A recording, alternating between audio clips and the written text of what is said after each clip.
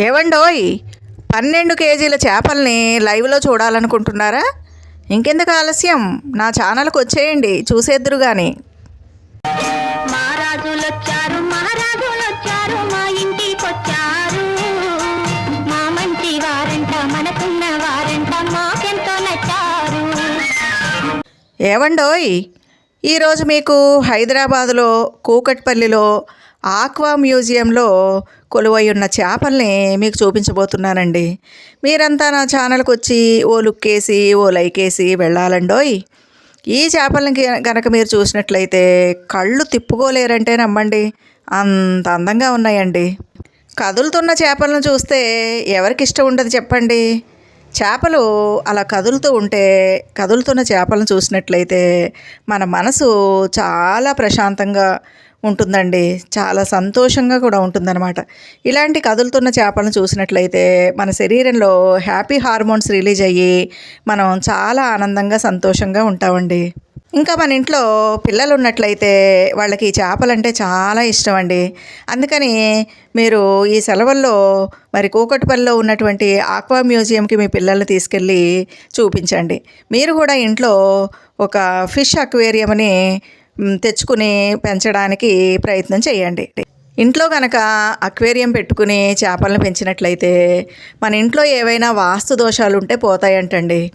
అదేవిధంగా ఇంట్లో ఏదైనా నెగటివ్ ఎనర్జీ ఉంటే అది కూడా పోయి పాజిటివ్ ఎనర్జీ ఇంట్లోకి వస్తుందంటండి.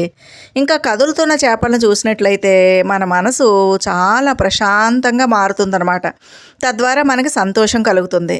ఇంకా చేపలకి మనం బయట ఎక్కడన్నా చెరువుల దగ్గరికి, సముద్రం దగ్గరికి కానీ, లేదా మన ఇంట్లో ఉన్న అక్వేరియంలో ఉన్న చేపలకు కానీ మనం ఫుడ్ కనుక ఇచ్చినట్లయితే మనకి చాలా మంచి జరుగుతుందంటండి.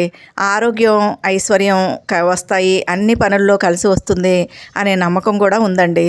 ఇంకా ఫిష్ ట్యాంక్ని, ఈ అక్వేరియంని ఇళ్లల్లో దక్షిణం వైపు కానీ పడమర వైపు కానీ పెట్టుకోమని కూడా వాస్తు పండితులు చెప్తూ ఉంటారండి. మాకు అక్వేరియం లేదండి, మా ఫ్రెండ్ వాళ్ళకు ఉంది. వాళ్ళ ద్వారా నేను వివరాలు తెలుసుకుని మీకు వీటిని నేను చెప్తున్నానన్నమాట.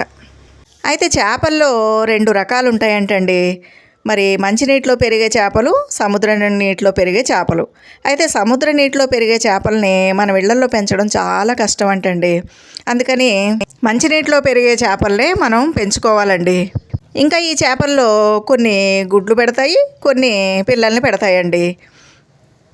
ఇంకా అక్వేరియంలో పెంచేటటువంటి చేపల్లో ఏంజల్ ఫిష్ అని, గోల్డ్ ఫిష్ అని, ఆస్కార్ ఫిష్ అని, ఫైటింగ్ ఫిష్ అని, గౌరామి అని, మోళీ చేప అని, ఇలా రకరకాల చేపల్ని అక్వేరియంస్లో పెంచుతూ ఉంటారండి. ఈ మోళీ చేప 200 నుంచి 500 వరకు పిల్లల్ని పెడుతూ ఉంటుందండి. ఇంకా అక్వేరియంలో మనం చేపలు పెంచాలంటే వాటికి ఏరేషన్ చాలా అవసరం అండి. కాబట్టి దానికి సంబంధించినటువంటి ఏర్పాట్లను మనం చేసుకోవాలి. ఇంకా తప్పనిసరిగా గులకరాళ్ళు, ఇసుక దాంట్లో వేసుకోవాలంటండి. ఇంకా ఫుడ్ కూడా దానికి రెగ్యులర్గా ఇవ్వాలన్నమాట. అయితే న్యాచురల్ ఫుడ్ దొరుకుతుందట, ఆర్టిఫిషియల్ ఫుడ్ కూడా దొరుకుతుందంటండి. న్యాచురల్ ఫుడ్ అంటే ఎర్త్వామ్స్ ఉంటాయండి కదండి, వాటిని చేపలకు ఆహారంగా ఇవ్వచ్చు అంటండి.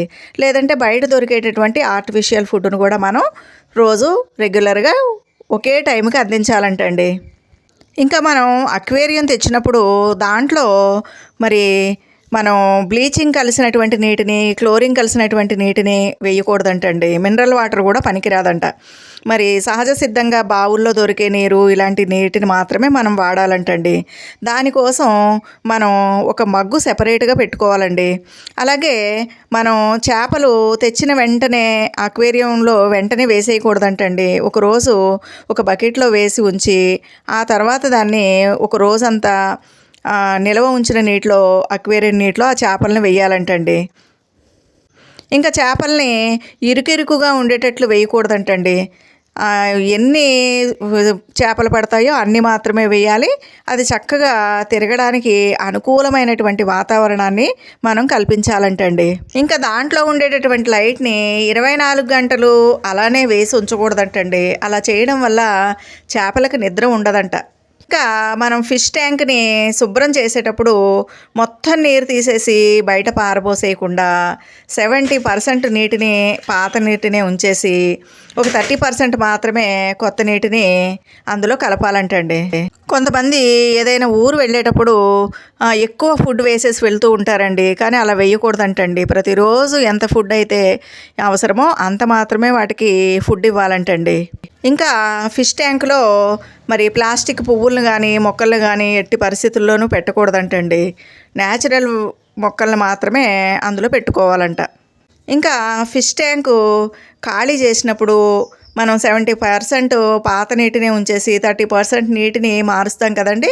ఆ 30% నీటిలో ఒక 4 బాదం ఆకులు వేసి ఒక 2 రోజులు అలా ఉంచేసి అప్పుడు ఆ నీళ్లు గనక మనం ఫిష్ ట్యాంకులో కలిపినట్లయితే చేపలు చాలా ఆరోగ్యంగా ఉంటాయంటండి.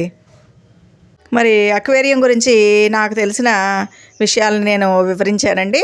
మీకు దగ్గరలో ఈ మ్యూజియం ఉంటే మీ పిల్లలకి తీసుకెళ్ళి చూపించండి. అందరూ కూడా ఇంట్లో ఒక అక్వేరియంని పెంచుకోండి. పిల్లలకి ఈ చేపలను పెంచడం అలవాటు చేయండి. ఈ వీడియో కనుక మీకు నచ్చితే లైక్ చేయండి, షేర్ చేయండి. నా ఛానల్కి మీరందరూ కూడా సబ్స్క్రైబ్ చేయండి.